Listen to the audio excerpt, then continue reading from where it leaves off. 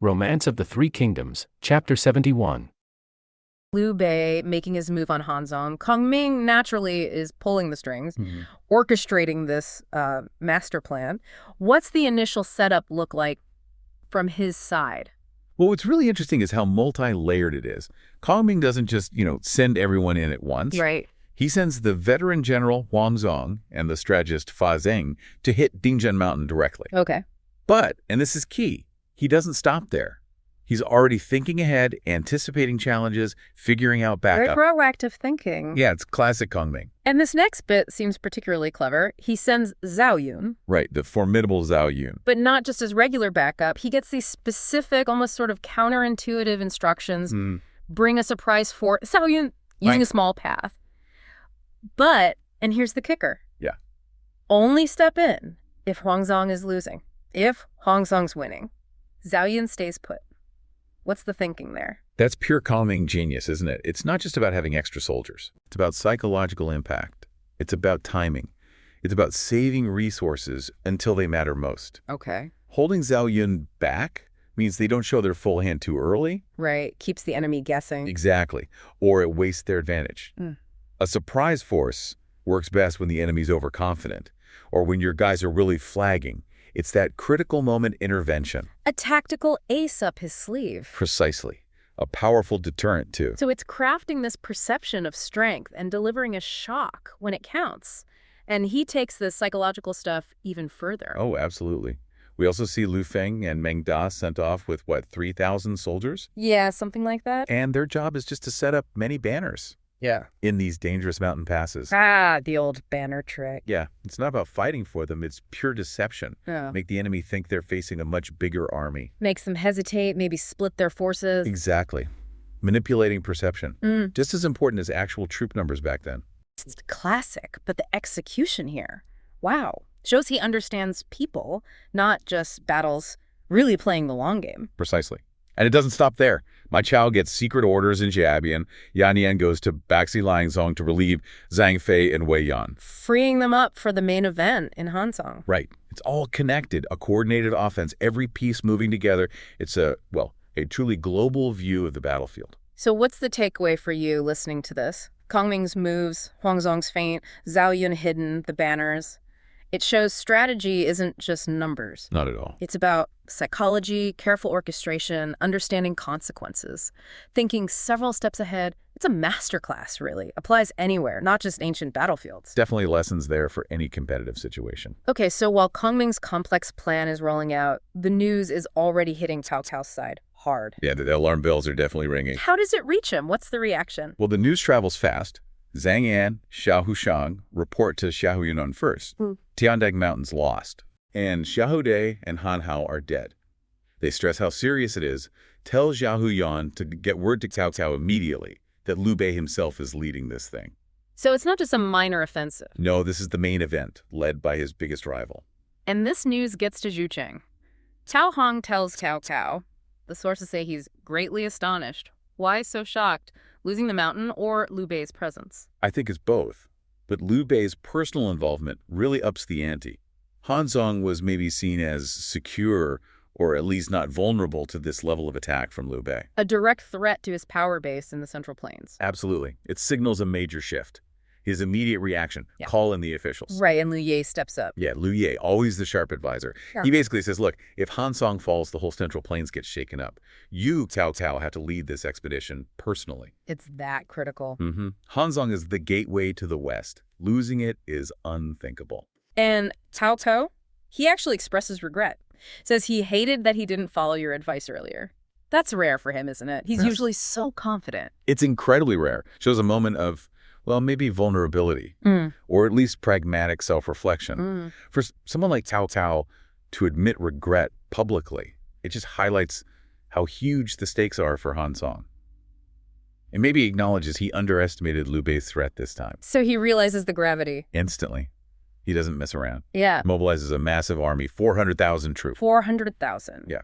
And prepares to lead them himself this autumn, 218 CE. And the description of this march? It's incredible. Cao Cao on a white horse, gold saddle, jade belt, brocade robes. Right.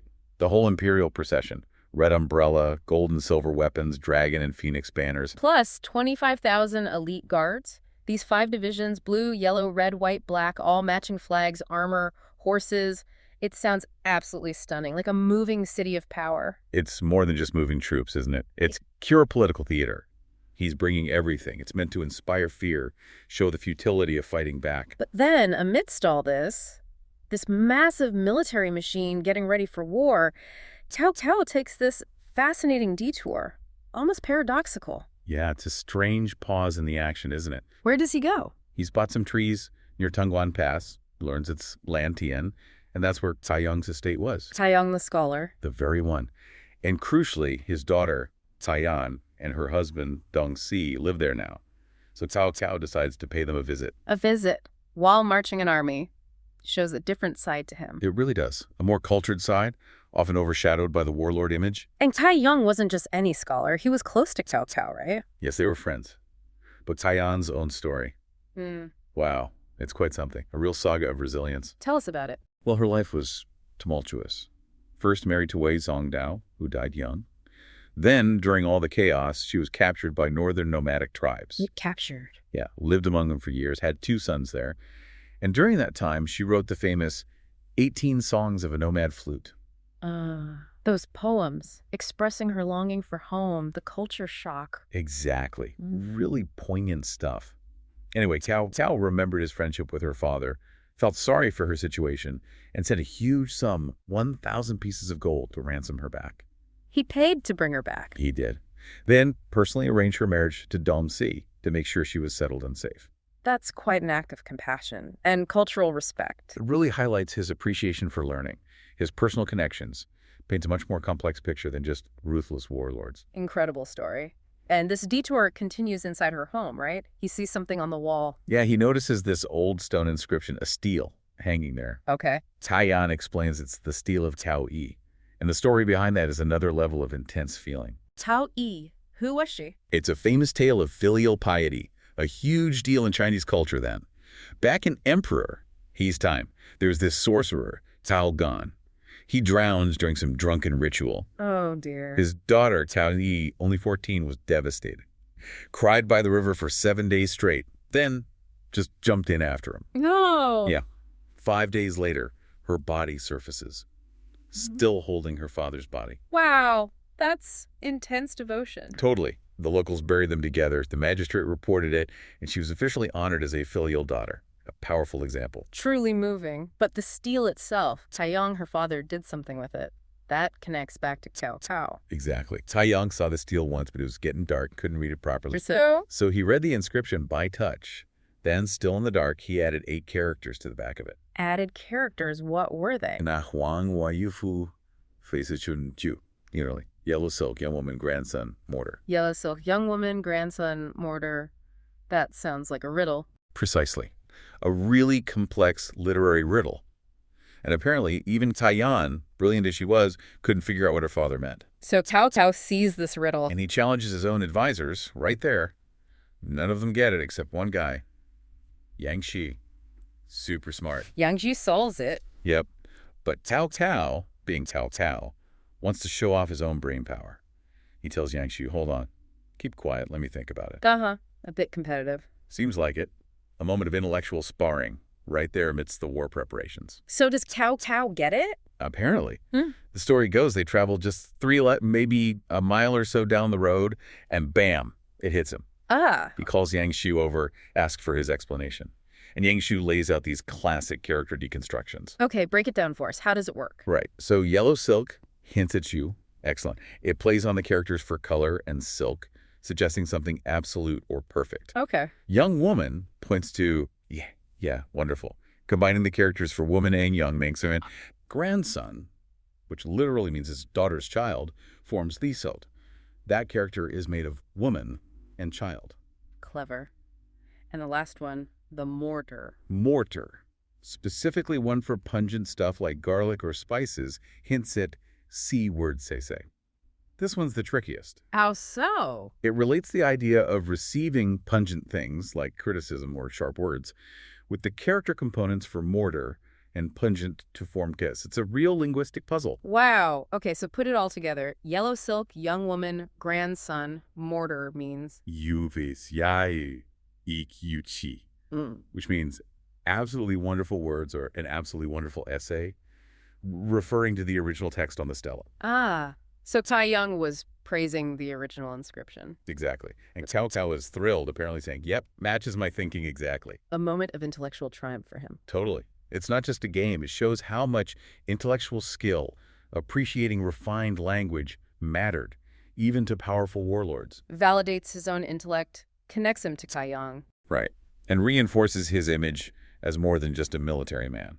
It's a reminder that brilliance took many forms back then. Fascinating detour. Okay, but we need to get back to the war. Right. Reality bites. Tao's massive army finally reaches Nanchang. The pieces are moving. What's the situation report? Cao Hong updates him, tells him about Zhang, his earlier struggles in the campaign. And Tao's reaction? Is he angry? Surprisingly, no. He's very pragmatic. He basically absolves Zhang. He's saying, victory and defeat are common in warfare. Huh. That is understanding, especially from Cao. It is. Shows a different side again, doesn't it? He understands the realities of command, maybe. Blaming generals for every loss isn't productive. Need them to take risks, perhaps? Could be. Anyway, Cao Hong also reports that Huangzong is hitting Dingjun Mountain hard. Jiahou Yuan. Cao's trusted general. Right. He's holding his ground, waiting for Cao Cao to arrive before making a big move. But Cao doesn't like that. Waiting. Hates it. He sees it as weakness. Shows cowardice, he says, Yunsho. Real failure of initiative in his eyes. That seems harsh, especially after being pragmatic about Zhang. He's defeat. What's changed? It's a contradiction, maybe. Huh. Or maybe he forgives defeat after bold action, but not inaction when the moment seems right. He demands daring. But then Liu Ye steps in again. The voice of caution. What does he say this time? He reminds Cao Cao about Shou Yuan's personality. Calls him too rigid. Basically, he's worried Shou Yuan's stubbornness and maybe his pride will make him walk right into a trap. Fan Ming's known for traps. Right. Aggression versus caution. The classic dilemma. Exactly. Balancing the need for action with the general's temperament. Oh, so Cao. He wanted action, but Liu Ye warns him. What does he do? Sends a direct order. No, he does something subtler. He sends Xiao Yuan a personal letter. A letter, not just a command. A psychological nudge. Precisely. It's cleverly worded. It gently reminds Xiao Yuan that a good general needs both firmness and flexibility, not just brute force. But then he adds the pressure. Says he's come all the way to Nanchang just to see Xiao Yuan's excellent talent in action and hopes he won't disgrace that reputation. So it's not an order to attack, but it's definitely pushing him. Don't disappoint me. Exactly. An encouragement wrapped in a challenge. Yeah. Masterful manipulation, really. And how does Xiao Yuan take it? He's overjoyed. Overjoyed, not cautious. Nope. He completely misreads the subtlety, or maybe just hears what he wants to hear. He sees it as a green light to go for glory. Oh, dear. He immediately tells Zhang He, right, I'm going to capture Huangzong and prove my worth. And Zhang He, the cautious one. Zhang, he advises strongly against it. Points out Huangzong is tough and smart, plus he has Fa Zhang helping him. Recommends firm defense, especially with the tricky mountain terrain. Sound advice. Very sound. But Shou Yuan brushes it off. Glory calls. He tells Zhang He, you just defend, I'm going out to fight. Pride before a fall, maybe. Looks like it. He then sets up his own plan, sends Xiao Sheng out to lure the enemy. A trap within a trap. Seems so. With specific orders for Xiao Sheng. Only lose, not win, Jia. Make the retreat look convincing. He thinks he's got a clever plan. Classic luring tactic. But the dangers. Huge dangers. He's underestimating Kongming. This standoff at Dingjun Mountain Pass. How does the action actually start? Well, it begins with Huangzong and Fa Zhang. They're Liu Bei's guys facing off against Xiahou Yuan, who's holding the pass for Cao Cao. Right. And Xiahou Yuan is dug in deep. He knows the terrain. He's not coming out easily. So a bit of a stalemate initially. Kind of, until Xiahou Shang, who's a relative of Xiahou Yuan, he decides to come down and challenge. Okay, breaking the deadlock. Sorta. And on Liu Bei's side, Huangzong's subordinate, Chen Shi, he eagerly volunteers to go fight him. Maybe a bit too eager. That's putting it mildly. This is where the first bit of cunning really comes into play. Xiahou Shang fights a bit, then he feigns defeat. The old fake retreat. Exactly. And Chen Shi, well, he falls for it hook, line, and sinker. He pursues. Oh, dear. Yeah, straight into a trap. Suddenly, there are falling logs and stones raining down, blocking his escape route. Ooh. And before Chen Shi can really react, Xiao Yuan himself pops out and captures him. Just like that. Wow. Swift. That's a big early blow for Liu Bei. Definitely. It's a classic example, really, of, overconfidence meeting a well-laid trap. Poor reconnaissance, maybe. Not respecting the enemy's position. It highlights those dangers, for sure. So Chen Shi's captured. How does Fa Zheng, Liu Bei's strategist, respond to this? This is where Fa Zheng really shows his value. No panic. Instead, he gives this incredibly sharp assessment of their main opponent, Xiao Yuan. What does he say? He tells Hong Zhang, look, Xiao Yuan is impetuous, brave, but lacks strategy. Brave but reckless. Pretty much. Brave but predictable, maybe.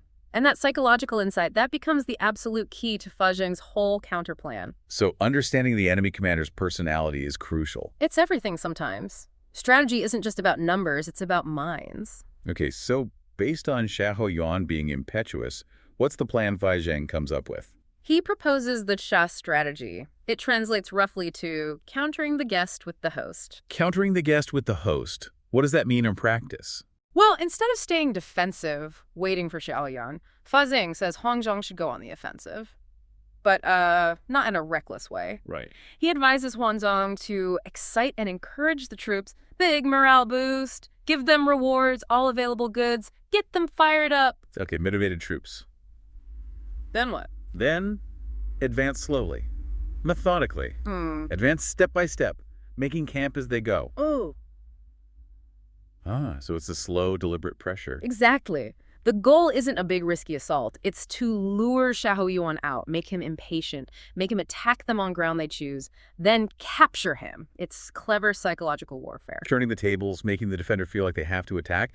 But isn't advancing slowly like that also risky? Gives Xiao Yuan time. It's a calculated risk, yeah. Yeah. But Fa Zheng is betting on Xiao Yuan's known impatience. The slow advance, the visible troop morale. It's all designed to provoke him, To make him crack under the pressure. Right. And rewarding the troops ensures they're disciplined and loyal during the slow push. And Huan Zhang pulls it off. Yeah. Perfectly. His troops are psyched. There are cheers throughout the valley, saying they're ready to fight to the death. And he starts that slow, methodical advance, building camps as he goes. So how does this look from Xiao Yuan's side? What's the reaction in his camp? Well, this is where Zhang He, another of Cao Cao's generals, shows he's got a good head on his shoulders. Okay. He immediately sees what's happening. He tells Xiao Yuan, look, this is countering the guest with the host. It's a plot. Don't attack. Sound advice. Does Xiao Yuan listen? What do you think? True to Fa Zheng's assessment, he completely ignores Zhang He. He's getting annoyed by the slow advance, maybe. He sends Yahoo Sheng out to challenge again. Unbelievable. He just doesn't learn. Seems that way. And this time, Huang Zhong is ready. He engages Zhao Sheng, and boom, in just one move, his house captures him. Another quick capture. So now Liu Bei's side has Xiahou Shang. Yep. Which leads to a kind of bizarre situation. Huh. Xiahou Yuan offers an exchange, their captured general, Chen Shi, for his relative, Xiahou Shen. Okay, a prisoner swap. Seems reasonable enough. They agree to meet on the battlefield to do the exchange. And get this. Both generals are told to come out without armor, only wearing light clothes. Without armor? That seems odd. Trusting. Or maybe setting something up, because what happens next is pretty brutal. As Xiahou Shang is running back towards his own lines after the exchange, Huang Zhong draws his bow and just shoots him. Shoots him in the back with an arrow. During a truce. A prisoner exchange. Exactly. Raw, ruthless pragmatism. Xiahou Shang makes it back, but he's wounded. There are no real rules when survival's on the line, it seems. I can only imagine how Xiahou Yuan reacted to that. Furious doesn't even cover it. He charges Huang Zhong immediately. They fight hard for over 20 rounds. A proper duel. Yeah. But then suddenly the gongs sound in the Cao camp, the signal for retreat. Retreat. Why? Was Xiahou Yuan losing? He's confused too. He pulls back. His officers tell him they saw Shu army flags in several places in the mountain hollow, and they feared an ambush. So maybe Fa Zheng had another trick up his sleeve. Or just the fear of one. It's not entirely clear if the flags were real or just a perception, but the effect is the same. Xiao Yuan, maybe for the first time, actually gets spooked. He believes this and entrenches. So he digs in again. Yeah? But Fa Jing won't let him just sit there, right? Not a chance.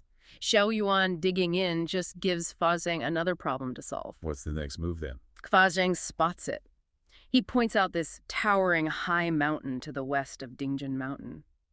It's surrounded by perilous paths, right? But crucially, Yes. it overlooks the strengths and weaknesses of Dingjin Mountain. It's the ultimate observation post. Right, controlling the high ground, seeing everything. Exactly. Fa Jing tells Huangzhong, if you take this opposite mountain, Yuna, then Dingjin Mountain itself is basically in their palm. Information dominance leads to tactical dominance. Makes sense. So how do they take it? Swiftly. A night attack. At the second watch, Huangzhong leads his troops up, gongs and drums beating, making a huge racket. Psychological element again. Definitely. Xiao Huan's general defending it, Du Shi, only has a few hundred men. He's totally overwhelmed and basically just abandons the mountain. Another win for Huangzong and Fa Zheng. So now they hold this key position. They do.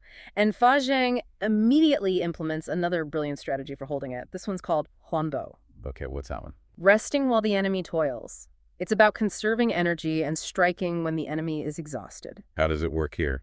It's ingenious. Huangzong positions his main force halfway up the mountain. Asang goes to the very summit to observe. The plan is, when Xiahou Yuan inevitably comes to attack and try to retake the mountain, Fa Jing will raise a white flag. Signal for Huangzong to hold his troops still. Just let Xiahou Yuan's army struggle up the slope, cursing and shouting, getting tired. let them wear themselves out. Exactly. Only when Fa Zheng sees that the cow troops are weary and unprepared, chaff totally exhausted and probably letting their guard down.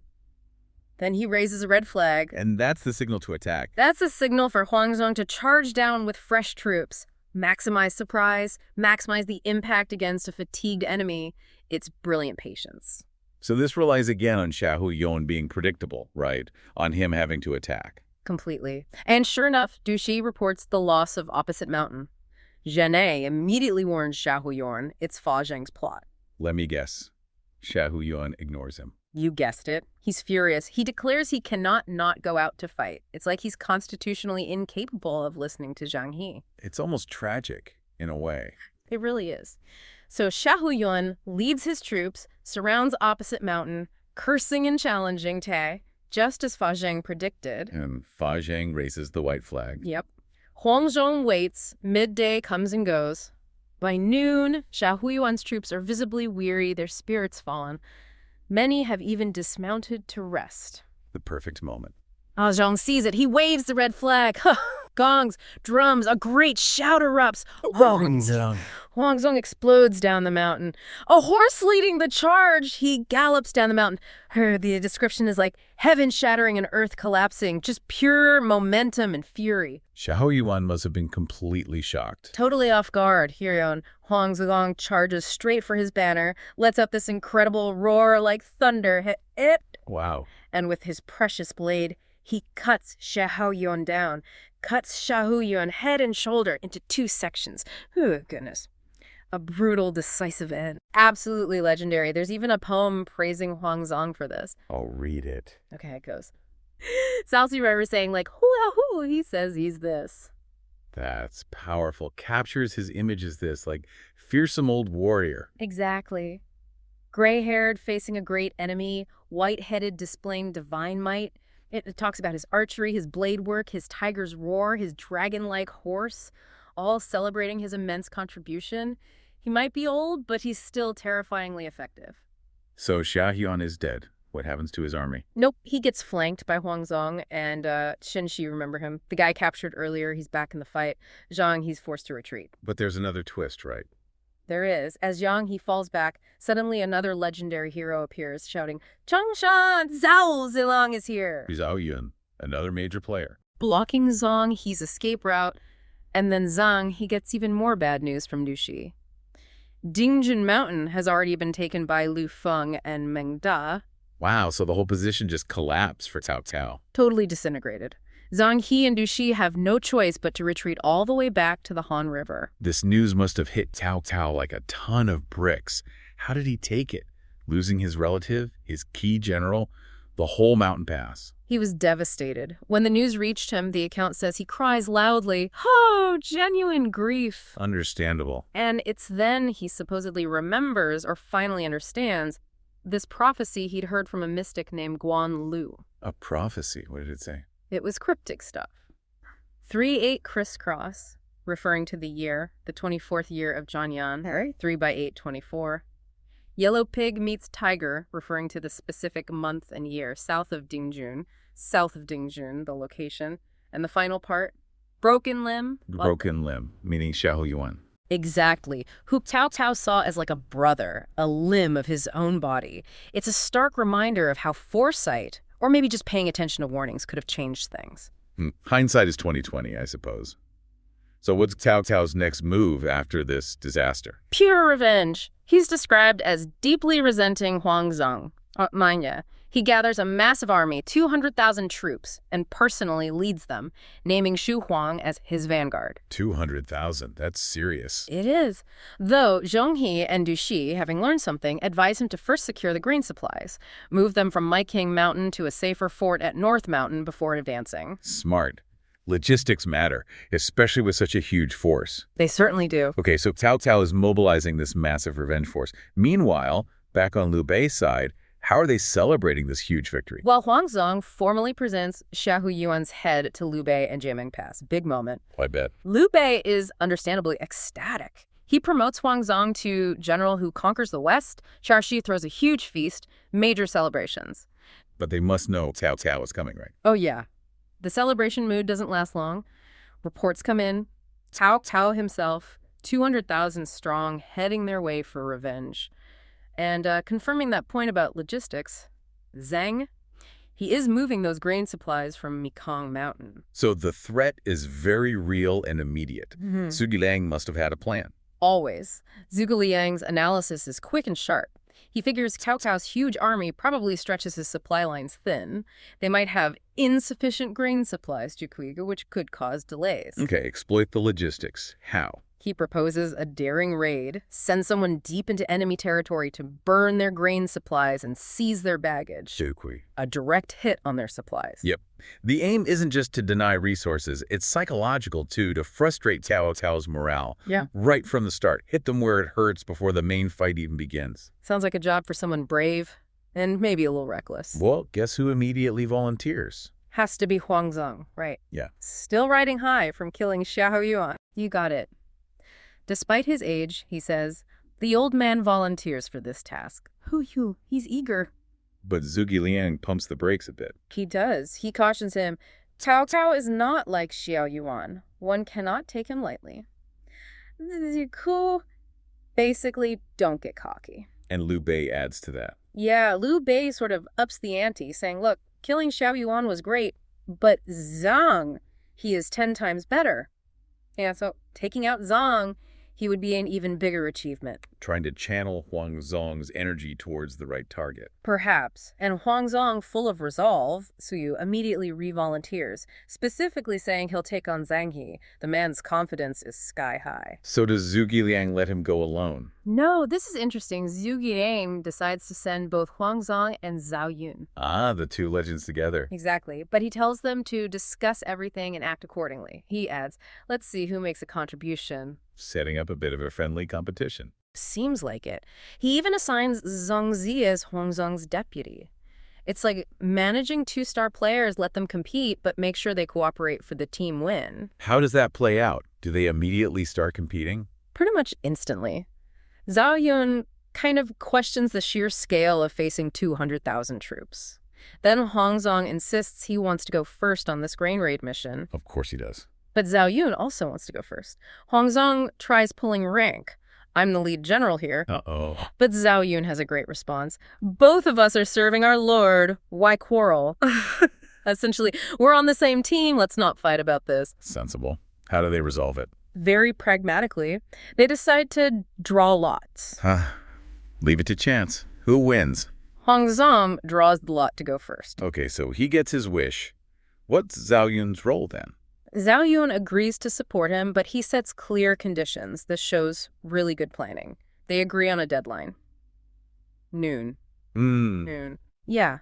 If Huang Zhang is back by noon, mission successful or not, Zhao Yun stays put. But if Huang Zhang isn't back by noon, then Zhao Yun goes in. Zhao Yun will lead his army to reinforce. It's a clear backup plan, vital coordination. No one gets left behind, and there's a trigger for action. That's smart. Covers the bases. Definitely. And Zhao Yun's own preparations back this up.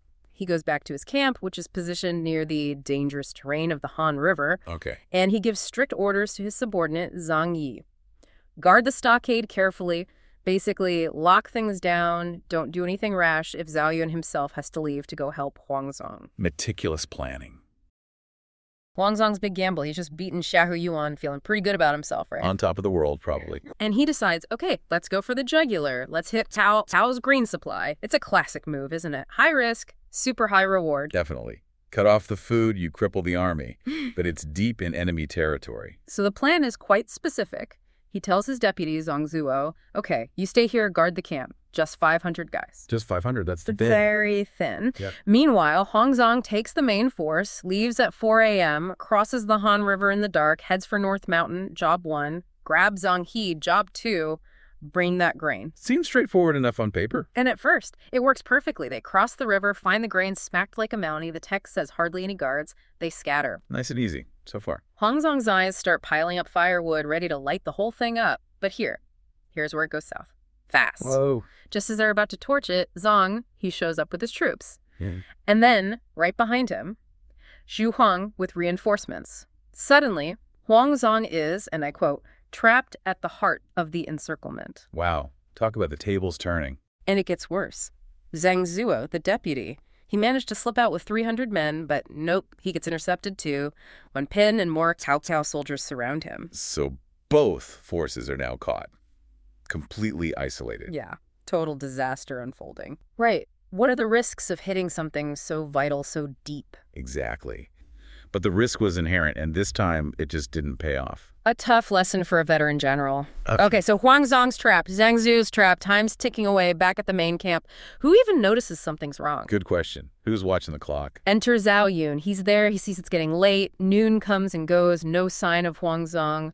And Zhao Yun, he doesn't wait around. Doesn't hesitate. Nope. He immediately gets ready, tells his general, Zhang Yi, hold the camp, make it strong, get bows, crossbows ready. He's already thinking defensively, expecting the worst. Smart. Foresight. Even under pressure. That's leadership. So, orders given. Zhao Yun takes 3,000 troops and just charges straight into the chaos. He's like a whirlwind. Just cuts right through. Takes out 2 Wei generals almost immediately. Murong Lai, one of Wen Pin's guys. Spear, gone. Then Zhao Bing makes the mistake of yelling something like, the Shu soldiers are all dead. Big mistake. Huge. Yeah, Zhao Yun deals with him instantly, too. He's just carving this path, you know? Relentless. Unstoppable force. He smashes through to North Mountain, sees Huang Zhang's guys pinned down, trapped by Zhang He and Xu Huang. And his entrance, the book describes it so vividly. He rushed left and right as if entering an unmanned land. Wow. His spear, like dancing pear blossoms all over his body, was like fluttering snow. It's pure poetry, but deadly poetry. That imagery is incredible. Captures the motion, the skill. And guess who's watching? Cao.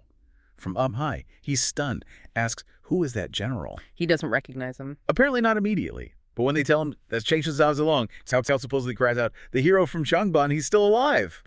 The legend precedes him. Changban was that terrifying for Cao's army. Exactly. And Cao orders his troops, do not engage lightly. Just knowing who it is changes their tactics. That's the power of reputation right there. It's amazing, isn't it?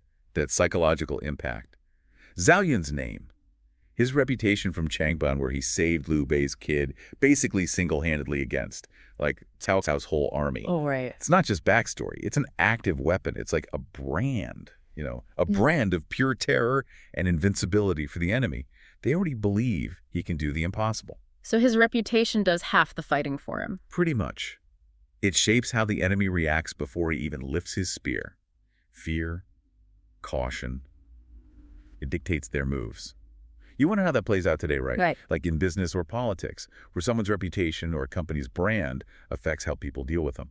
sometimes more than the immediate facts. That's a really sharp point. The brand of Zhao Yun is pure intimidation, and he's not finished using it. He saves Huangzong, then hears Zhang Zu is also trapped off to the southeast. Still more rescuing to do. He just pivots, changes direction, heads that way. And get this, Cao Cao's troops see his banners, the Changshan Zhao Yun flags, and they just break. Just from seeing the flag? Yeah.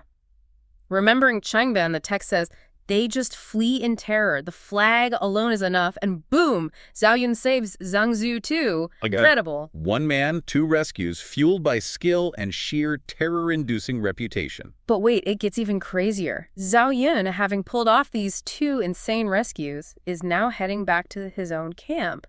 But who's chasing him? Let me guess, Cao Cao himself. Bingo, an absolutely furious Cao Cao leading his generals personally.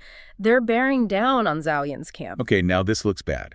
Outnumbered, pursued by the main man. Right. So they get back to camp. Zhao Yun's subordinate, Zhang Yi, says the obvious thing. Quick, shut the gates, get on the walls, defend. Yeah. You know, standard procedures. Makes sense, fortify. But Zhao Yun, his reaction is just unbelievable. He yells, don't close the gates. What? Why? He says, basically, don't you remember Changban? I faced down 830,000 of Cao Cao's troops with just one spear. Now I've got soldiers, generals. What's there to fear? Okay, that's either insane confidence or he has a plan. Oh, he's a plan? What's he doing here? What's the psychology? Okay, so this is just brilliant. It's a version of the classic empty fort stratagem, but with Zhao Yun's unique, terrifying twist. It's a bluff, yeah, but it's so much deeper. How does he set it up? He orders his archers, his crossbowmen to hide down in the trenches outside the camp. Completely silent, all the camp flags lowered. Drums, silenced, utter quiet. Okay. And then, Zhao Yun stands alone, spear in hand, outside the wide-open gates, just standing there. One guy. Wow. Okay, that's a sight. So Zhang He and Xu Huang ride up as dusk is falling. They see the open gate, the eerie silence, and this one legendary figure just waiting. What do you think they think? Trap. It screams trap, especially with Zhao Yun involved. Exactly. Their brains are screaming, ambush, don't go in. Even when Cao Cao arrives and tells them, go, charge, they hesitate. The soldiers apparently charge forward a bit, then just turn back. They can't bring themselves to go in. Because the situation is just too weird, too unnatural. Precisely. It plays on that basic human fear of the unknown. A defended fort, you can assess it. An open, silent fort with Zhao Yun standing there. That's pure psychological nightmare fuel. It's like reverse psychology using his own reputation. Perfectly put. Yeah. They expect him to be cunning, to have a trap. So the lack of an obvious defense becomes the most terrifying thing. And then Zhao Yun springs the real trap. Okay, so what happens? He gives a signal. Suddenly those hidden archers let loose a massive volley of arrows from the trenches. In the fading light, it must have been terrifying. Cao Cao, totally unsure how many troops are hidden, instantly decides, nope, I'm out. He turns and runs first. The text says, first turned his horse and fled. Then a huge shout goes up from the Shu side, drums start beating like crazy, and Zhao Yun's forces pour out in pursuit. The bluff worked perfectly, and now the attack. And it's a total rout. Cao Cao's army just collapses. They panic. The text mentions soldiers trampling each other, falling into the Han River and drowning. Just chaos. A self-inflicted defeat, triggered by fear. Zhao Yun, Huangzong, who's now free, and Zhang Zua chase them relentlessly. And then the final nail in the coffin, Lu Fang and Meng Da show up from Mingkang Mountain. Oh, perfect timing. And they set fire to Cao Cao's grain supply. The very thing Wang Zong tried to do earlier. Poetic justice, almost. Cao Cao gives up North Mountain entirely, retreats. Zhao Yun takes over Cao's camp. Huang Zong gets the grain. They capture tons of weapons. It's an absolute, overwhelming victory. Wow, that whole sequence. It's just a masterclass in psychological warfare. Yeah. Turning weakness into strength, using reputation as a weapon. It's not just about swords and spears. It's about getting inside the enemy's head. Understanding fear, expectations. Exactly, that fear of the unknown, amplified by Zhao Yun's legend. It was more powerful than thousands of soldiers. It shows you could overcome numbers with sheer cunning if you understand your opponent's mind. It took incredible nerve, though. That bluff could have gone wrong spectacularly. But it didn't. And the celebration must have been something. Liu Bei, Xuande, and the master strategist Zhug Liang Kongming, they arrived to see the aftermath. Must have been quite a sight. Liu Bei gets the full story, Zhao Yun saving Huangzong, saving Zhang Zu, the empty fort trick. And he's just overjoyed. He exclaims, Zilong is all courage. Yi shen du shi dan yi. All courage, or a body full of courage. High praise indeed. And there's this poem praising him, connecting Changban to this battle. At Changban of old, his might undiminished. When trapped, he showed bravery. Ghosts wept, gods cried. Changshan Zhaozilong, all courage he possessed. Really lays it on thick. He earned it, though. Absolutely. And Liu Bei gives him a new title, Tiger Might General. Hu Wei Jiangjun. Nice. And that recognition, that public praise, it's so important, isn't it? For morale, for loyalty. It shows everyone that kind of bravery gets noticed, gets rewarded. Yeah, it reinforces the whole culture. Leadership isn't just about orders. It's about inspiration, right? Definitely. It cements the legend, not just for Zhao Yun, but for Liu Bei's whole cause. Yeah. But like always in this story, the fight's not really over, is it? Never. We find out Cao Cao, even after that disaster, is already sending another army back to retake the Han River. Liu Bei's feeling confident, though. Ready for them. Always regrouping, always coming back. The persistence is incredible on all sides. And this next move by Cao Cao leads us to that other lesson you mentioned earlier, the danger of misusing history. He sends Zhu Huang again as vanguard. But joining him is a guy named Wang Ping. Used to be a Yamen general, like a gate commander.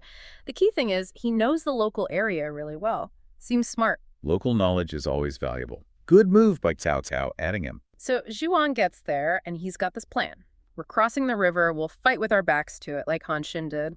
He's referencing a famous historical victory, the whole fight to the death because there's no retreat idea. The backs to the river strategy. Famous, yes. Also famously risky. Exactly. And Wang Ping, the local guy, speaks up. He says, basically, hold on. Han Xin used that trick against an unwise enemy. Are you sure Zhao Yun and Huang Zong are going to fall for that? Can you really predict what they'll do? Ooh, good point. Crucial point. Context matters. But Xu Huang, he totally dismisses him. He's locked onto that historical precedent, tells Wang Ping, you take the slow infantry, I'm taking the cavalry across. Doesn't want to hear the caution. And right there, that's the trap, isn't it?